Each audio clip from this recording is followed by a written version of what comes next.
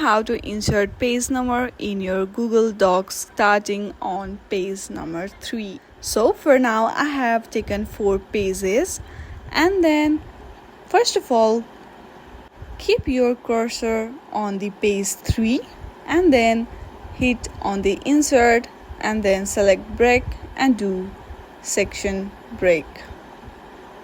Now from here on the top you will see insert. Again choose that and then hit on page number and select any option. Once you do that, on the page number 3, first of all toggle off the link to previous option and hit on the option and toggle on the start at 1 option and do apply.